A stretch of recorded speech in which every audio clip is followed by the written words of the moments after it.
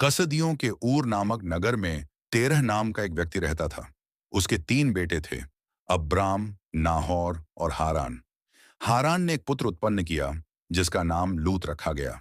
कुछ समय बाद हारान अपने नगर में ही मर गया।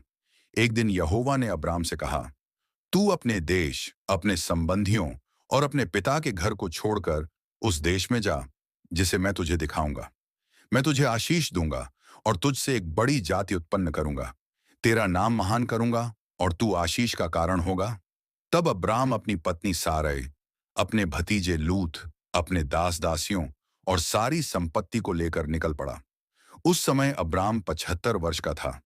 यात्रा करते करते वे कनान देश पहुंचे। वहां यहोवा ने अब्राम से कहा, यह देश मैं तेरे वंश को दूंगा। तब अब्राम ने वहां यहोवा के लिए एक वेदी बनाई और बलि चढ़ाई। अब्राम और लूत दोनों ही बहुत धनी हो गए। उनके पास बहुत से पशु, चांदी, सोना और सेवक थे। भूमि उनके सब पशुओं को पालने के लिए पर्याप्त नहीं थी। इसलिए अब्राम के चरवाहों और लूत के चरवाहों में झगड़ा होने लगा। तब अब्राम ने लूत से कहा, हम तो भाई हैं। तू चाहे तो एक ओर चला जा, मैं दूसरी ओर चला जाऊंगा। लूत ने यरदन की उपजाऊ तराई को चुना और सोदोम व गमोरा की ओर चला गया। कुछ समय बाद यहोवा ने अब्राम से कहा, मत डर, मैं तेरा ढाल हूं, तेरा प्रतिफल बहुत ही बड़ा होगा। अब्राम ने कहा, हे प्रभु यहोवा, तू मुझे क्या देगा? मेरे तो कोई संतान ही नहीं है। तब यहोवा ने कहा, आकाश की ओर देख और यदि तू तारों को गिन सके तो गिन, ऐसा ही तेरा वंश होगा।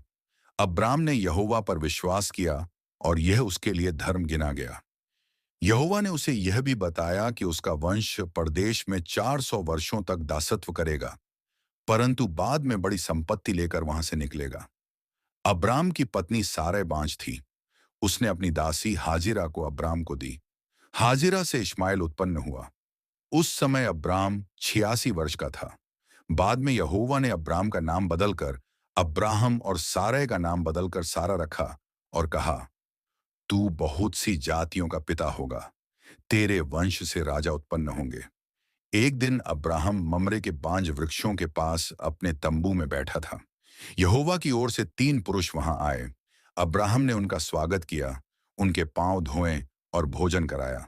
उन्होंने कहा, अगले वर्ष इसी समय तेरी पत्नी सारा के यहाँ एक पुत्र होगा।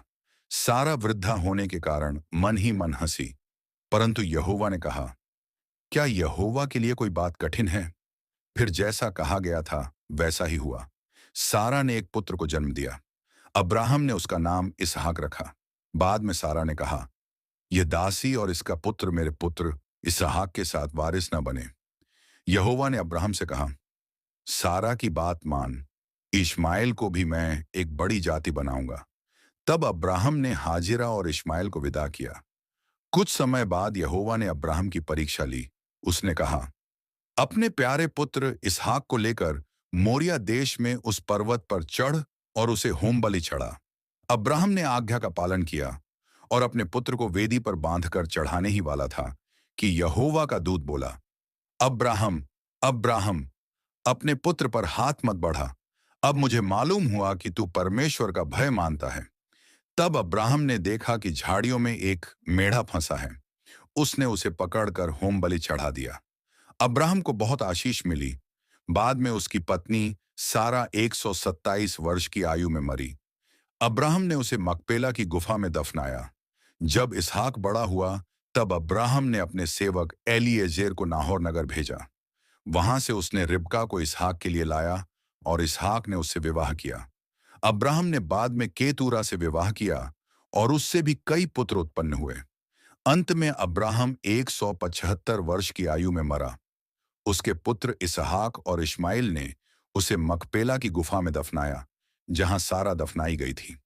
अब्राहम नूह के पुत्र शेम का 10वां वंशज था।